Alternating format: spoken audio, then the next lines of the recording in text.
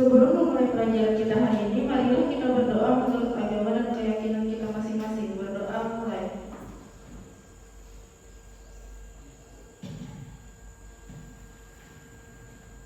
Berdoa selesai. Ya, baik, terima kasih kepada Taskia yang sudah memimpin doa kita hari ini. Nah, sebelum memulai pelajaran, mungkin dilihat dulu seperti biasa samping kiri dan kanannya apakah ada sampah, di bawah kolong mejanya mungkin apakah ada sampah, kemudian dasinya apakah sudah rapi, ayo Aiman dicek apakah sudah rapi dasinya, kemudian pakaiannya, ya pakaiannya cowoknya apakah sudah masuk di celana, ya. Ceweknya mungkin kerudungnya, ya sudah ya. Nah, alhamdulillah sudah cantik dan juga sudah ganteng semua. Sebelumnya Ibu akan mengabsen dulu kehadiran kita hari ini. Sekretaris kita Raihana, bagaimana? Apakah semua? Apakah dia tidak hadir? Hadir semua. Oke, baik.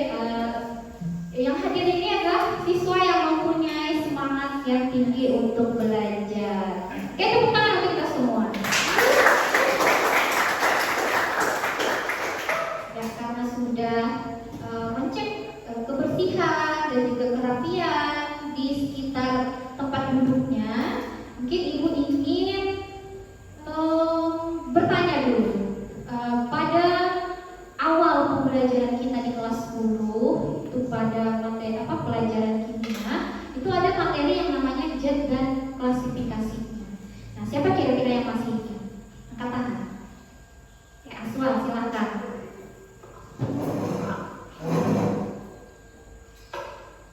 Adalah sesuatu yang menempati ruang dan memiliki masa. Bagus sekali Aswal. Jadi Aswal masih ingat tentang zat, yang mana zat ini definisinya adalah sesuatu yang menempati ruang dan juga apa? Yang mempunyai massa. Oke, bagus sekali Aswal. Nah, kemudian selain zat, mungkin apa saja klasifikasi dari zat? Misalnya nih, kita akan mengklasifikasikan zat itu berdasarkan penyusunnya. Siapa yang masih ingat? Dika, angkat tangan. Oke, silakan Dika. Jika berdasarkan penyusunan, maka dari itu ada yang dinamakan unsur, senyawa, dan campuran. Ya, terima kasih kepada Dika yang juga menyampaikan ingatannya terkait klasifikasi zat jika kita dasarkan dari penyusunnya. Jadi kata Dika, zat itu kalau kita klasifikasikan berdasarkan penyusunnya ada yang dinamakan unsur, senyawa, dan juga campuran. Nah, bagus sekali. Nah, hari ini itu akan kita pelajari itu terkait tentang unsur. Tapi unsurnya ini terkait lambangnya bagaimana sih?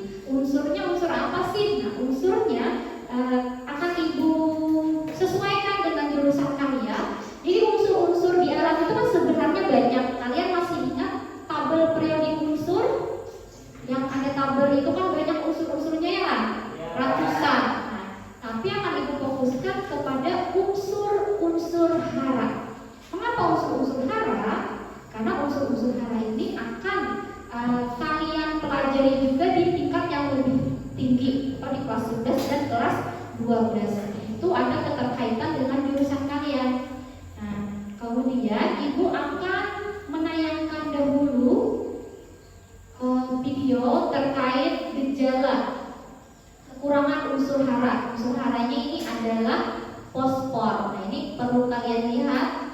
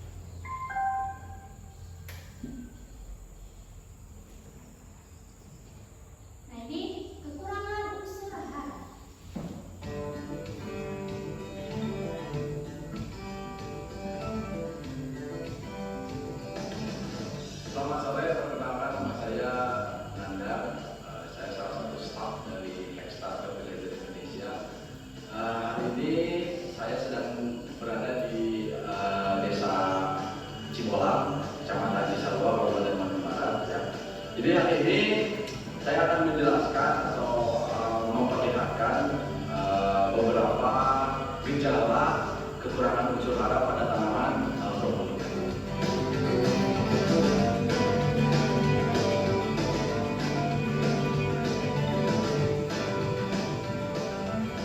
Bapak petani di seluruh Indonesia, ini kita bisa lihat di tanaman brokoli bisa kita lihat bahwa tanaman yang sedang dilihat ini adalah tanaman brokoli yang memang dalam keadaan sehat, karena daunnya hijau, cropnya juga tumbuh dengan baik.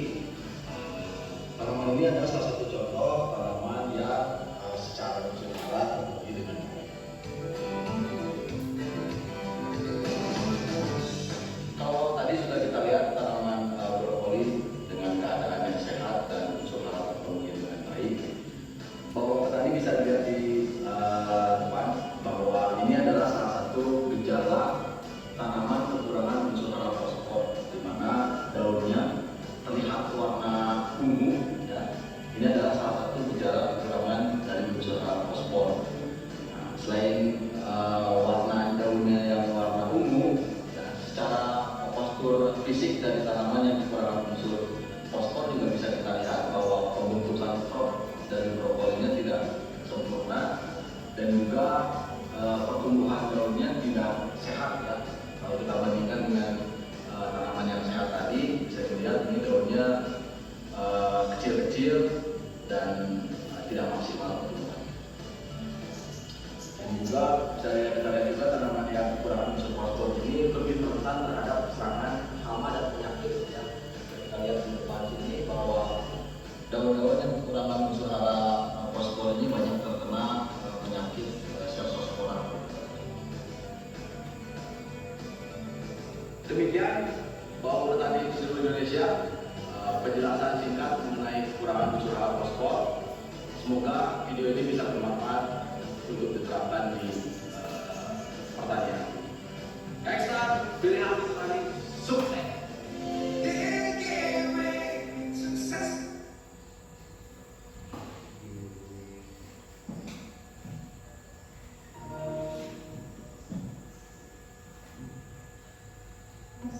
Oke, nah itu tadi video singkat terkait salah satu unsur hara, yaitu tadi apa?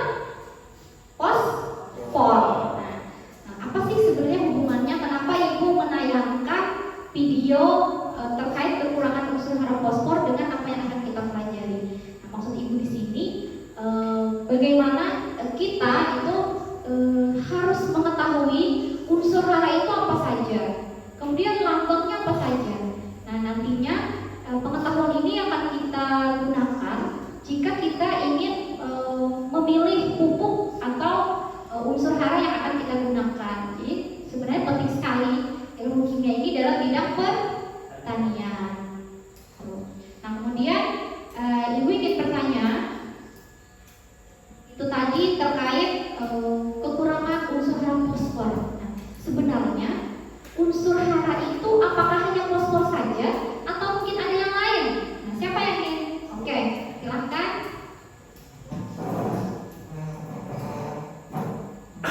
Mungkin saja ada Bu, karena unsur hara yang pernah kami dengar terdiri dari beberapa unsur.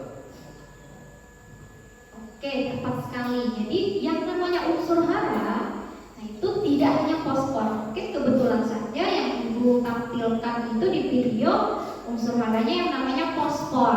Nah, sebenarnya unsur hara ada unsur hara mikro dan unsur hara makro. Nah, sebelum memulai pelajaran akan Ibu sampaikan dulu tujuan kita hari ini. Nah, jadi model pembelajaran yang Ibu pakai itu adalah inquiry terstruktur. Nah, maka diharapkan kalian dapat menganalisis lambang unsur terkait unsur-unsur hara mikro dan makro dengan benar. Nah, ini lambang unsurnya dulu. Kemudian yang kedua, dengan model pembelajaran inquiry terstruktur ini, kalian juga diharapkan itu dapat menganalisis rumus kimia terkait unsur-unsur hara mikro dan makro dengan benar. Jadi yang pertama lambangnya bagaimana, kemudian rumus kimianya bagaimana. Nah, ini agar nantinya kalian tidak salah untuk menentukan unsur hara pada tanaman.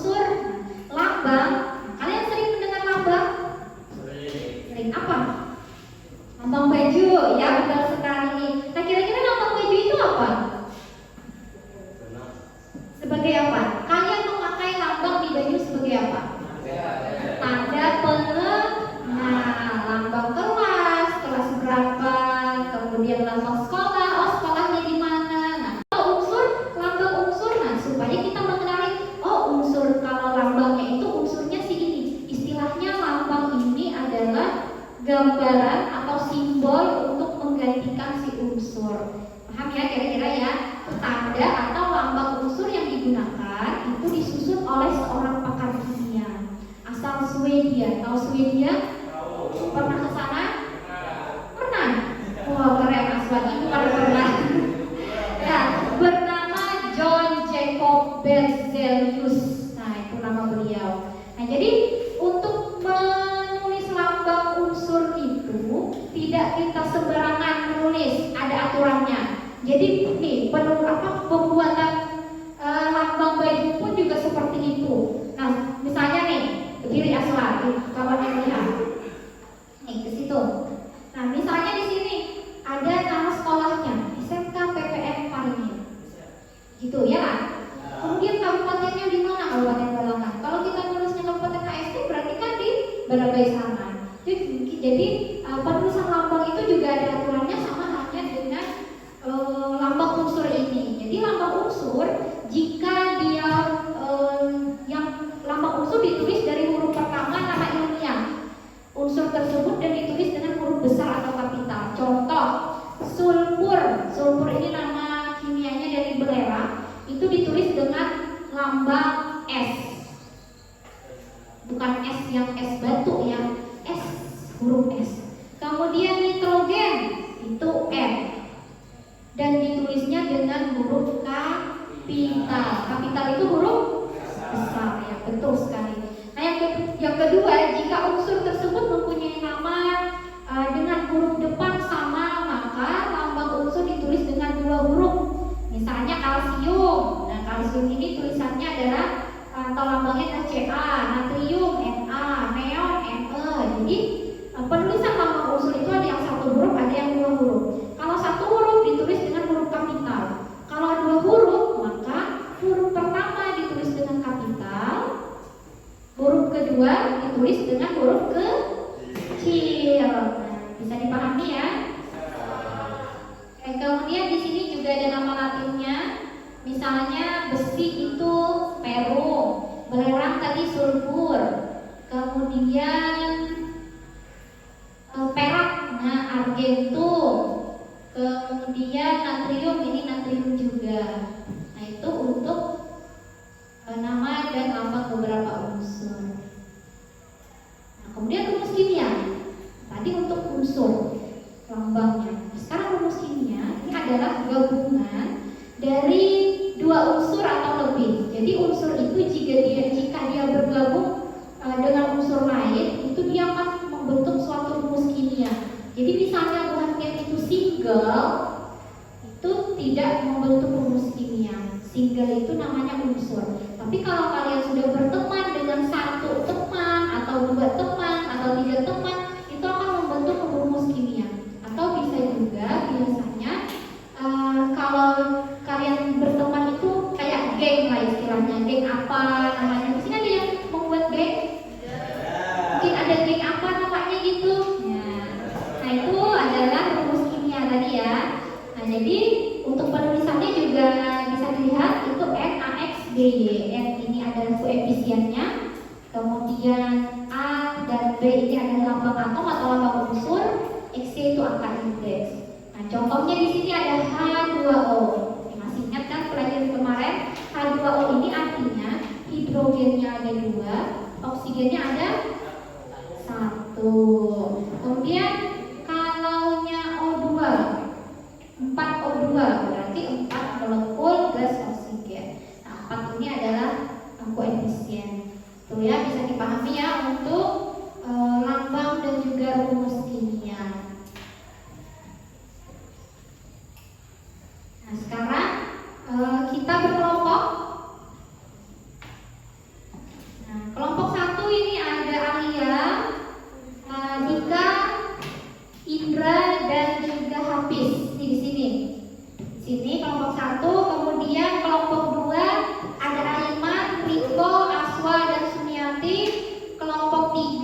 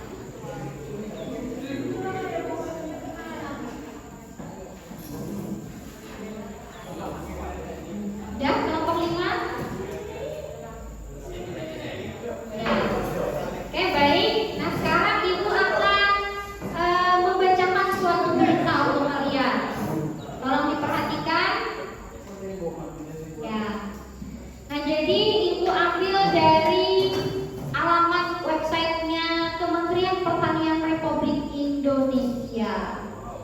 Nah, jadi judulnya ini adalah Kementan ini adalah Kementerian Pertanian. Kawal penyaluran pupuk bersubsidi. Jadi ada pupuk yang bersubsidi yang diberikan oleh pemerintah. Nah, pemerintah memberikan pupuk bersubsidi kepada para petani dalam rangka mendukung ketahanan pangan nasional. Nah, jadi ini adalah untuk orientasi masalahnya.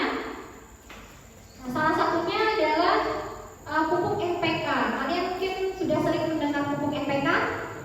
Nah, pupuk NPK ini N-natrium, P-fosfor, K-kalium. Itu adalah NPK. Itu salah satu pupuk yang disubsidi oleh pemerintah. Nah, ini adalah orientasi masalahnya.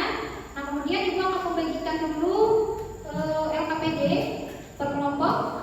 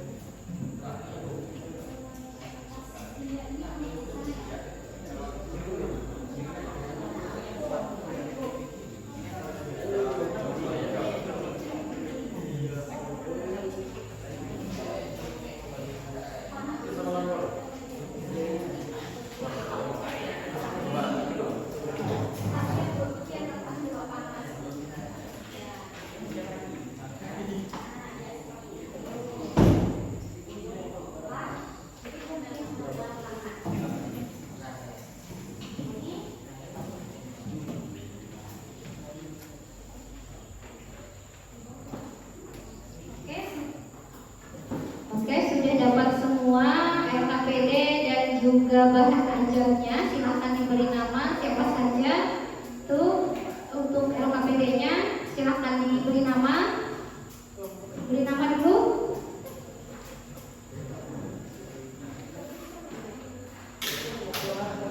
Nah, jadi ini kelompok 1, kelompok 2, kelompok 3, kelompok 4 dan di ujung kelompok 5. Oke. Ya, sudah diberi nama. Nah, sekarang Ibu beri waktu sekitar 3 menit untuk membaca orientasi masalah. Akan Ibu bagikan juga di grup WhatsApp.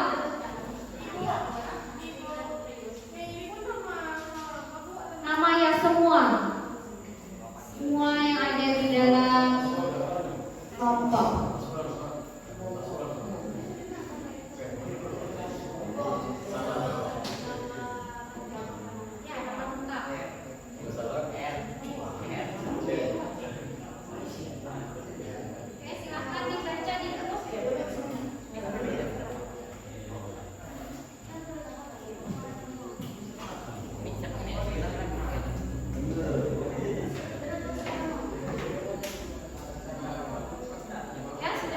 Sudah diberikan Ibu, silahkan dibaca untuk orientasi masalahnya itu terkait terdiri dari apa saja pupuk NPK yang banyak digunakan oleh para petani. Itu ada di website Kementan tadi. Nah, ini silahkan dibaca Bu. Ibu beri waktu 3 menit. Baca dulu.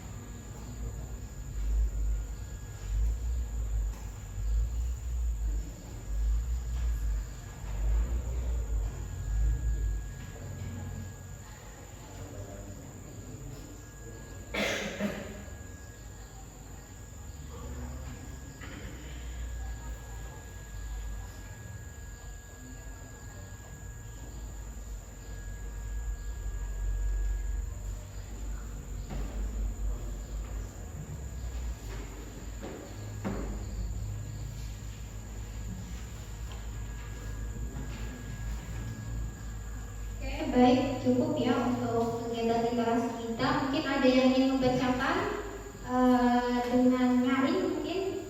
Siapa ya? Mau sebelum ibu yang menunjuk? Ada? Ya, membacakan itu. Ya, silakan Bu Iko. Bu Iko.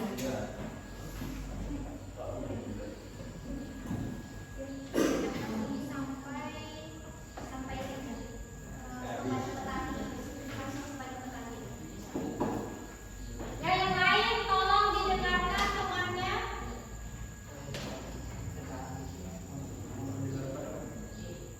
Ya, dibacakan aja. Ya, betul.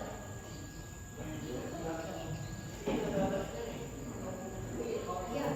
Jakarta, pemerintah memberikan pupuk bersubsidi kepada para petani dalam rangka mendukung ketahanan pangan sosial nasional.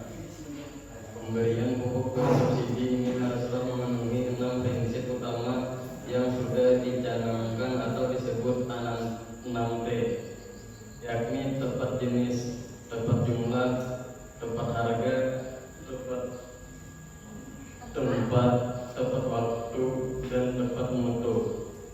Agar bisa memenuhi prinsip 6T, kementerian pertanian atau Kementan terus kawal dan membenahi sistem pendistribusian pupuk subsidi, diantaranya lewat ERDKK dan penerapan kartu tani serta memperketat pengawasan.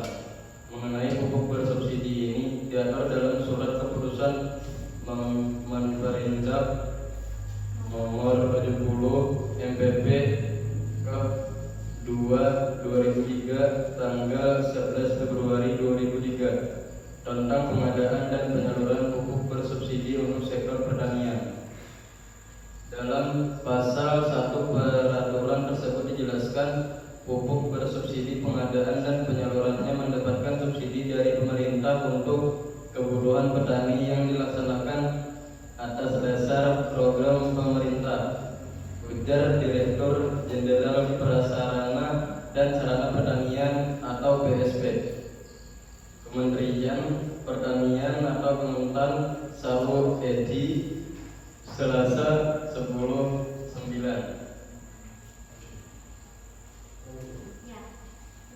Prinsip 6T ini lanjut Sarwo Edi juga untuk mengimplementasikan rekomendasi yang diusulkan Komisi Pemberantasan Korupsi atau KPK dan Badan Pemeriksa Keuangan atau BPK, di mana Kementan diminta mendesain pola penyaluran pupuk bersubsidi langsung kepada petani.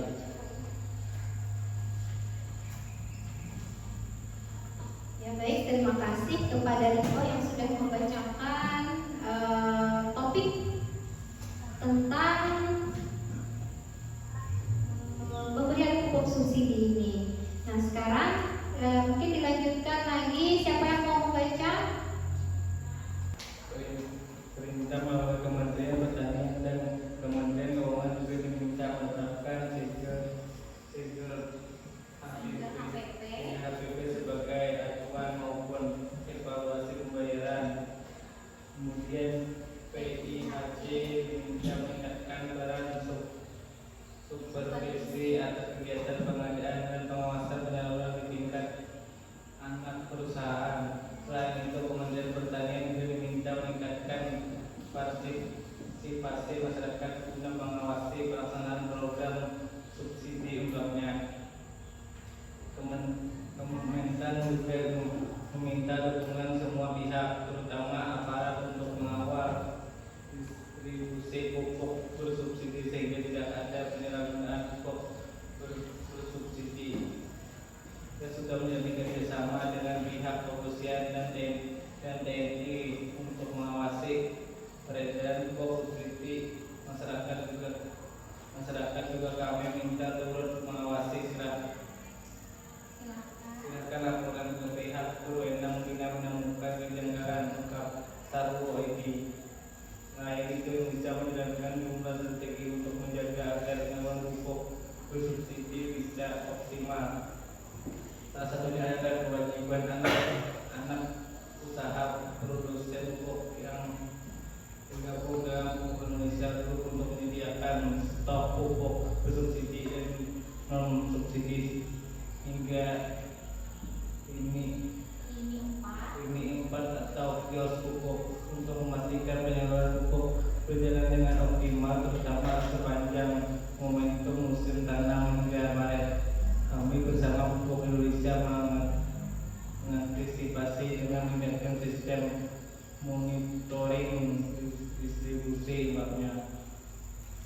Program RDKK dan Kartu Tani juga merupakan langkah konkret Kementan dalam memperbaiki sistem yang bersubsidi supaya layak terkena melalui optimasi alokasi pupuk bersubsidi yang tersedia di tiap-tiap kabupaten dan kota serta mendorong distributor dan kios untuk mengoptimalkan penyaluran pupuk bersubsidi. Oke, cukup, Aswar.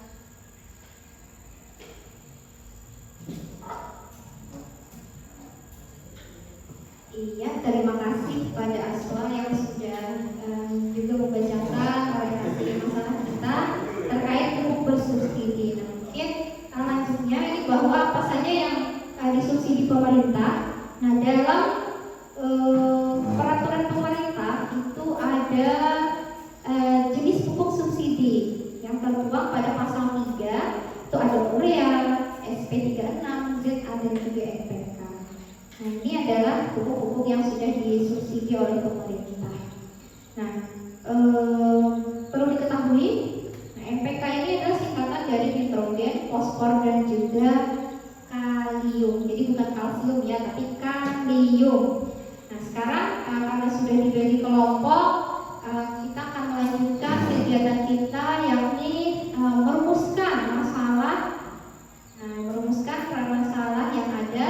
Jadi berdasarkan hasil pengamatan literasi bacaan sebelumnya yang sudah kita baca tadi, maka permasalahan yang dapat dilakukan peneliti itu antara lain, yang pertama adalah apa komponen yang terdapat dalam komposisi pupuk NPK yang disubsidi oleh pemerintah.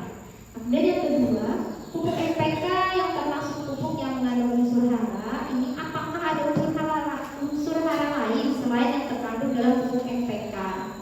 Kemudian yang ketiga, jika ada, sebutkan apa saja unsur-unsur hara lainnya dan tuliskan lambang unsurnya. Nah, jadi ada 3 rumusan masalah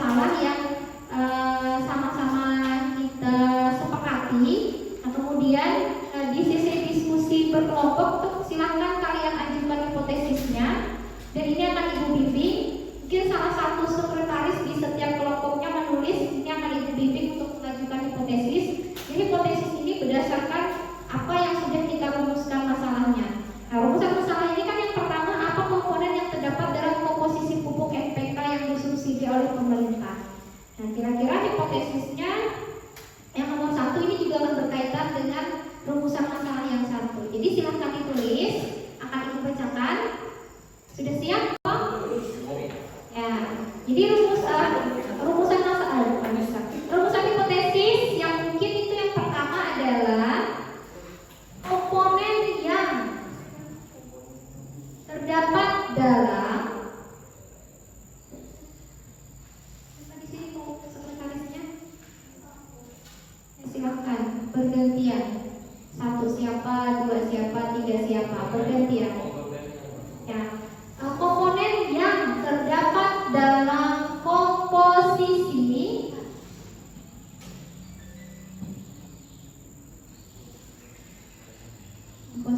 pupuk NPK. Ya, kelompok 1. Semangat kelompok 1. Ayo beri semangat untuk kelompok 1. Ayo tepuk tangan dulu. Beri semangat kelompok 1. Sepertinya kurang semangat kelompok 1 ini. Nah, yang lain juga boleh. Kelompok 1 masih. Ya. Apa tadi sampai mana? Ya. Komposisi pupuk NPK yang disubsidi oleh pemerintah adalah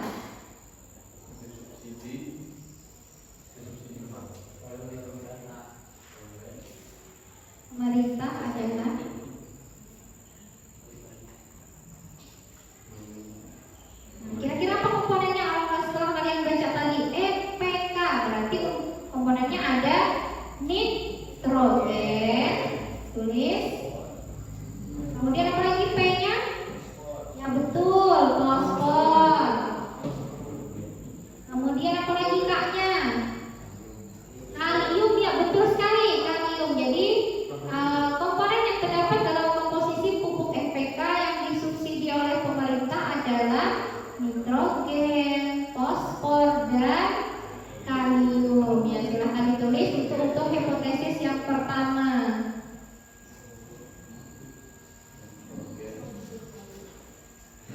Sudah sepakat untuk yang pertama?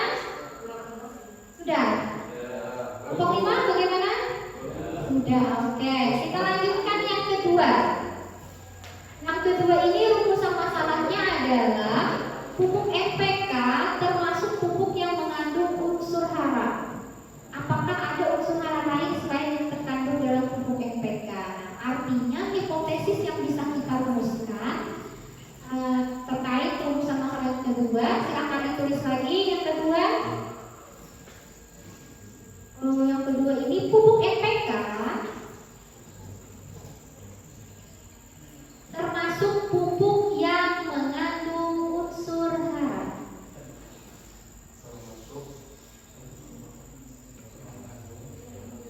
Mengandung unsur hara.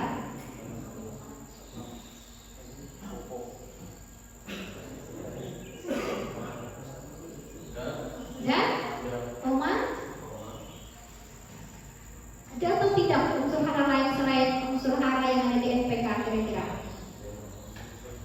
Ada ya, tadi kata si Dani. Nah, tadi sampai mana ini tadi menyebutkan pupuk NPK termasuk pupuk yang mengandung unsur hara, koma. Ada unsur hara lain. Ada unsur hara lain selain yang terkandung dalam. Ya, ada unsur hara lain yang terkandung dalam pupuk.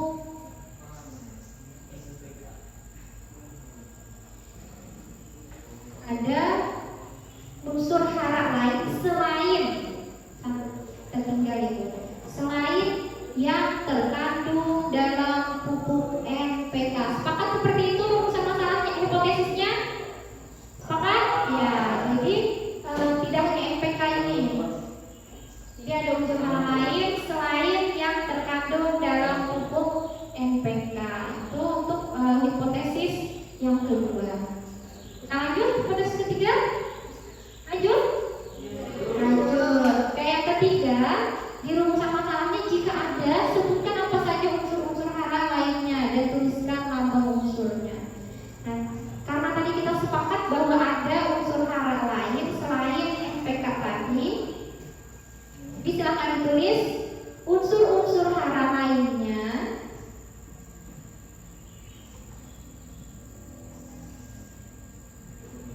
Unsur-unsur hara lainnya unsur hara, mikro, dan makro.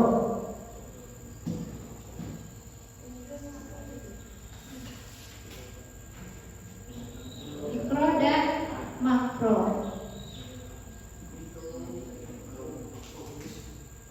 Jadi lambang unsurnya adalah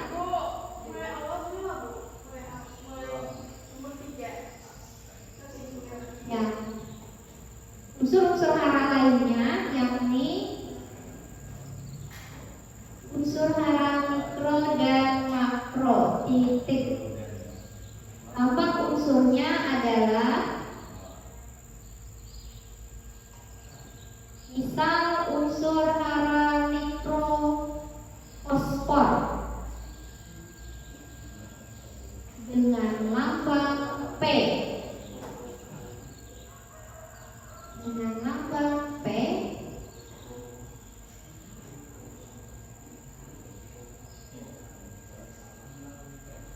nah sudah. Dan yang mikro seperti besi. Besi dengan lambang Fe. Oke, ulangi ya kesepakatan untuk hipotesis kita. Yang pertama, komponen yang terdapat dalam komposisi pupuk NPK yang disubsidi oleh pemerintah adalah nitrogen, fosfor, dan kalium. Nah, kemudian hipotesis yang kedua, pupuk NPK termasuk pupuk yang mengandung unsur hara. Ada unsur hara lain selain yang terkandung dalam pupuk NPK. Nah, rumusan masalah yang ketiga, hipotesis yang ketiga, unsur-unsur hara lainnya yakni unsur hara mikro dan makro. Lambang unsurnya adalah misal unsur hara mikro fosfor dengan lambang P, dan yang mikro seperti besi dengan lambang Fe. Tuh bisa disepakati ya seperti itu. Nah, sekarang silakan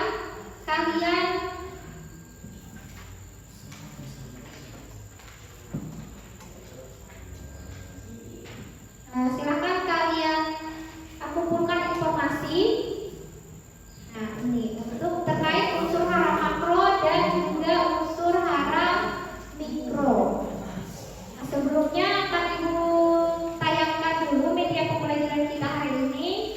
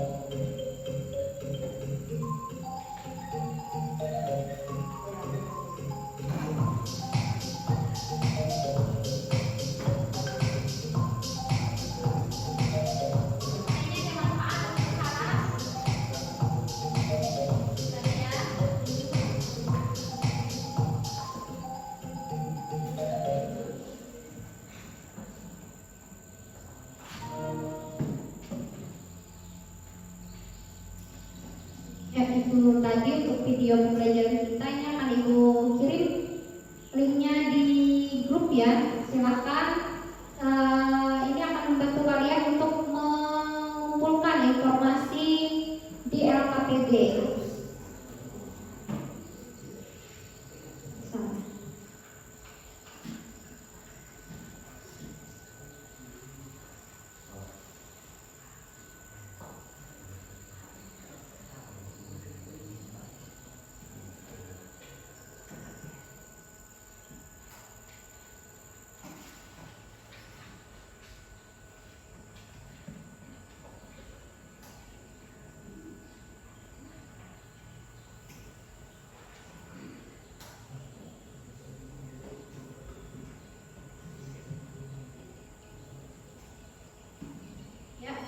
Baik, sudah Ibu bagikan di grupnya juga ya untuk video pembelajarannya. Silakan semua media pembelajaran yang ada itu baik modul, baik video pembelajaran dan juga internetnya untuk mengumpulkan informasi dan diisi di tabel pada LKPD. Silakan berdiskusi kelompoknya. Beri waktu mungkin sekitar 20 menit untuk sesi diskusi.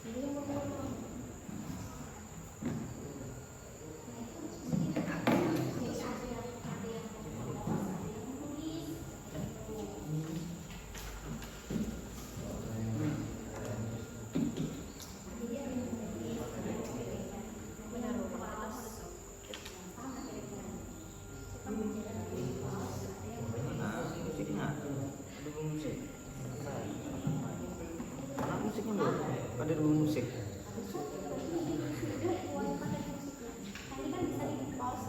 Udah mau. Apinya kan ya.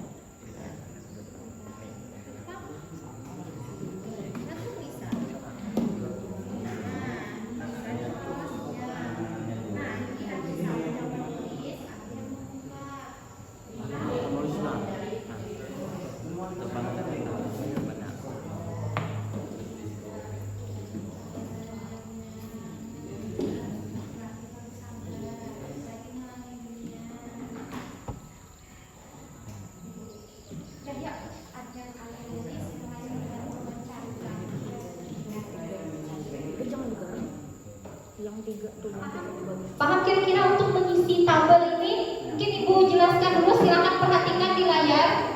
Nah, ini unsur hara makro. Ini sudah Ibu tuliskan hidrogen. Artinya silakan kalian cari lambang unsurnya apa, ditulis. Kemudian tersedianya dalam bentuk apa? Itu ada sudah di video pembelajaran media kita. Benar? Ya? Ya ada. Nah, kemudian di sini yang nomor 2 itu unsur haranya yang Ibu kosongkan, tapi ada lambang unsur. Nah, kira-kira kalau lambang unsurnya ini unsur haranya apa sih namanya? Nah, itu ada di media kita. Kemudian tersedia dalam bentuk apa? Nah, ini diisi yang mikro juga seperti itu. Silakan berdiskusi dengan kelompoknya masing-masing. Mungkin berbagi tugas. Ada yang menulis, ada yang membuka media pembelajaran. Silahkan bertanya jika ada yang kurang paham.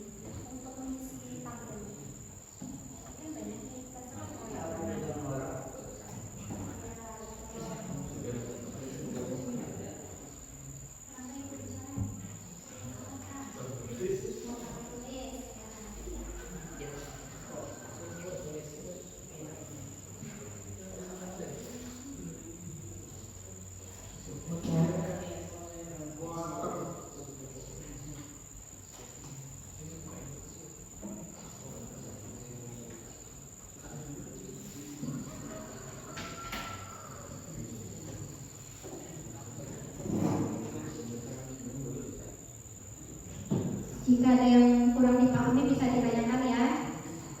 Oke, kelompok 1 bagaimana dengan dalam? Ya, bisa ya. Kelompok 2? Aman, bisa juga ya. Ya. Kelompok 3 bagaimana dengan dalam? Tidak ada, aman juga. Kelompok 4? Aman. 5 bagaimana 5? Aman juga ya. Silakan dikerjakan.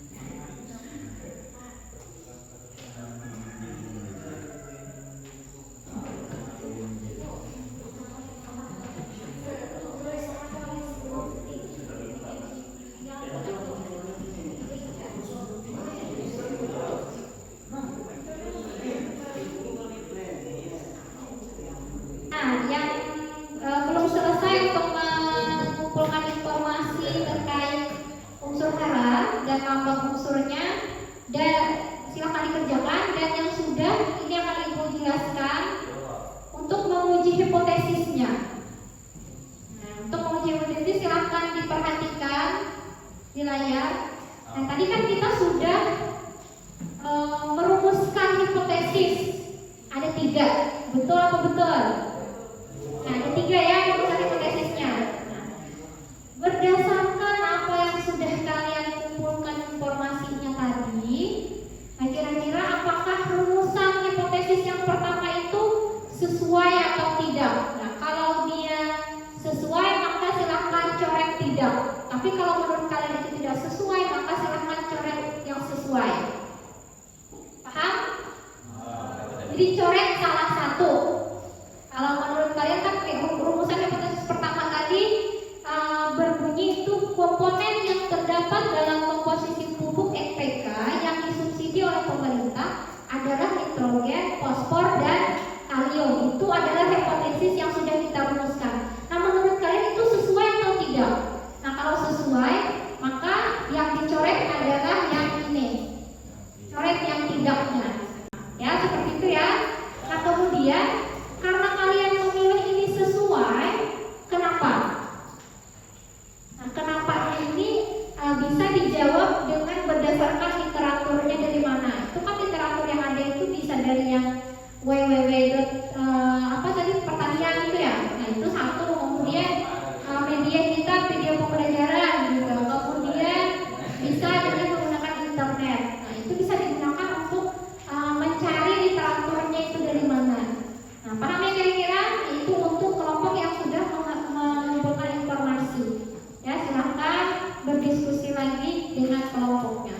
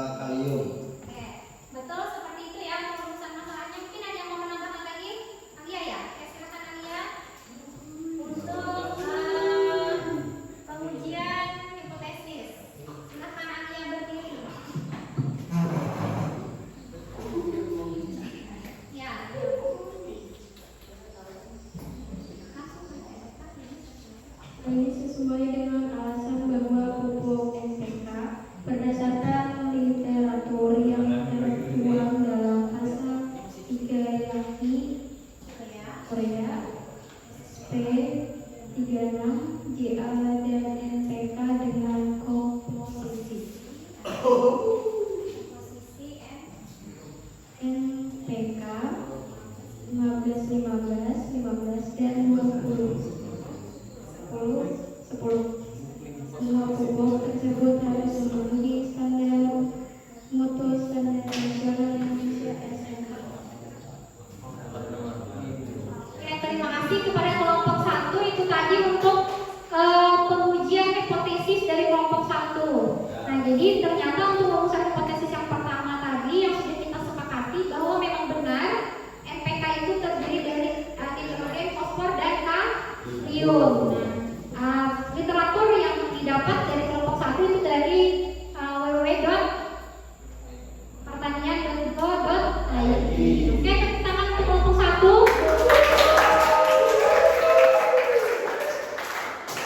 Kelompok 2 siapa? Untuk pengujian kelompok 2 bukan kelompok 3 untuk pengujian hipotesis yang kedua. Silakan. Rumusan hipotesis 2 adalah pupuk NPK termasuk pupuk yang mengandung unsur hara. Ada unsur hara lain selain yang terkandung dalam pupuk NPK. Mungkin ada yang ditambahkan siapa ini? Kelompok 3. Ya, silakan semuanya. Hal ini sesuai dengan literatur yang kami dapatkan di www.pertanian.id dan modul serta media ajar bahwa unsur hara terdiri dari unsur hara mikro dan unsur hara makro, di mana ada 7 unsur hara mikro dan 9 unsur hara makro. Oke, itu tadi ya untuk pembuktian dari hipotesis dari kelompok 3. Oke, beri tepuk tangan kepada kelompok 3.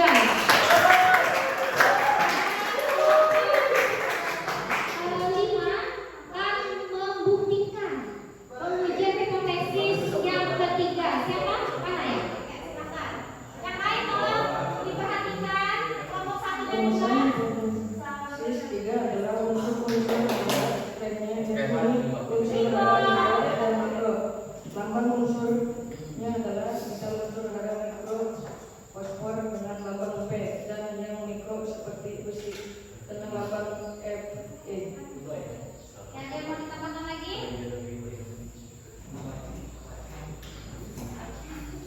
Ada ini mas sesuai dengan literatur yang kami dapatkan berupa unsur dalam makro seperti nitrogen, fosfor, P, kalium, K, dan C, A, O, dan unsur hara sekunder meliputi kalium, Ca, magnesium, Mg, dan sulfur. Kemudian unsur hara mikro antara lain besi, lead, mangan, Mn, seng, Gn, tembaga, Co, gluon, B, molybdenum, Mo, dan fluor, Ce. Baik, terima kasih kepada kelompok 5.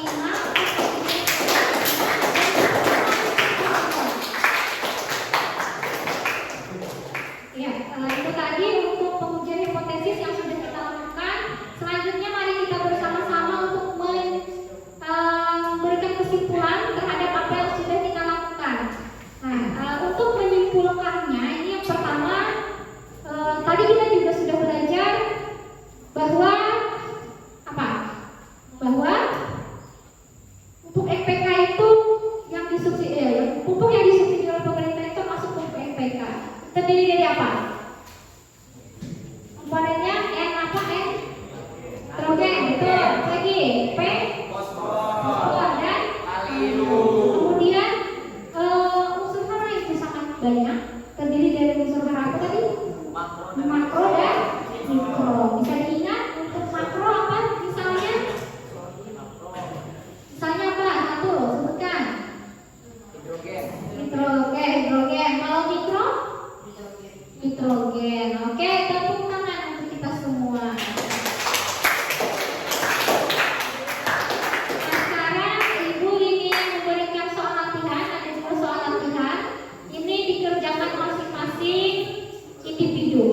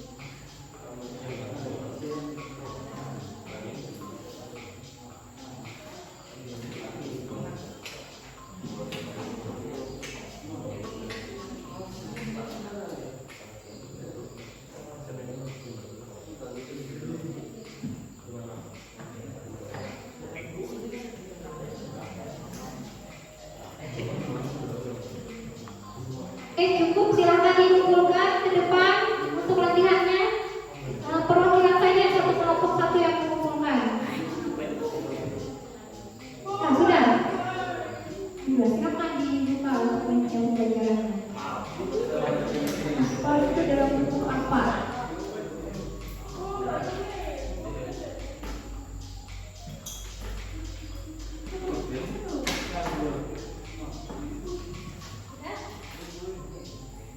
Yang kedua,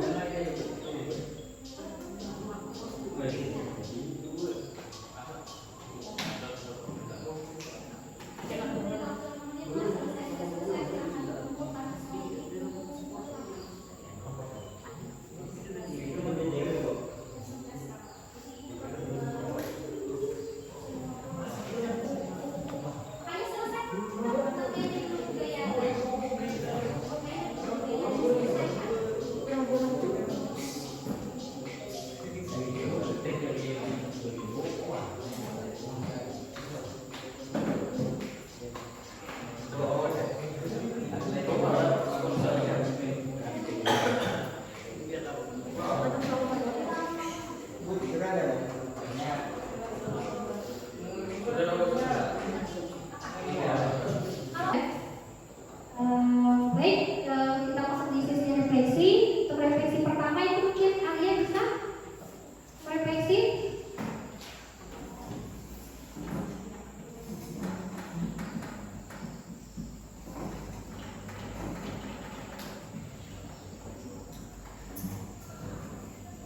Hari ini saya belajar tentang lambang unsur.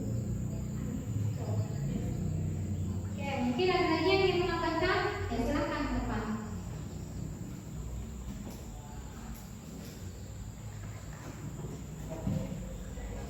Saya ingin menambahkan Bu, lambang unsurnya dimaksud terkait unsur hara mikro dan makro.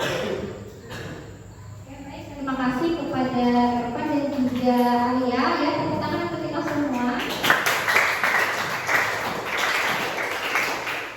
Nah, tadi untuk pembelajaran kita hari ini terkait lambang unsur. Kita fokuskan di unsur hara mikro dan makro. Jadi nanti di kelas 11 atau 12 itu nanti ada pelajaran tentang unsur hara. Kalian sudah tahu unsur hara makro apa saja, lambangnya apa, simbolnya bagaimana, dan juga mikronya juga kalian sudah tahu. Nah, untuk pembelajaran selanjutnya itu kita laksanakan di hari Kamis ya, di hari Kamis itu kita akan belajar tentang penyetaraan reaksi. Nah, karena tadi kita awali dengan doa, maka kita tutup juga kembali kita dengan doa. Mungkin bisa dipimpin kembali oleh Taskia.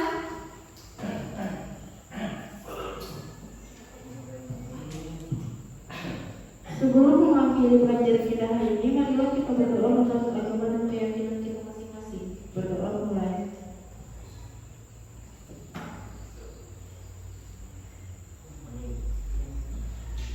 Doa selesai. Ya, terima kasih kepada Taskia yang memimpin doa kita di awal pembelajaran dan juga di akhir pembelajaran. Semoga apa yang sudah kita pelajari hari ini bermanfaat baik bagi kita semua. Ibu memohon maaf jika terdapat kekurangan dan juga kesalahan selama pembelajaran berlangsung. Ibu akhiri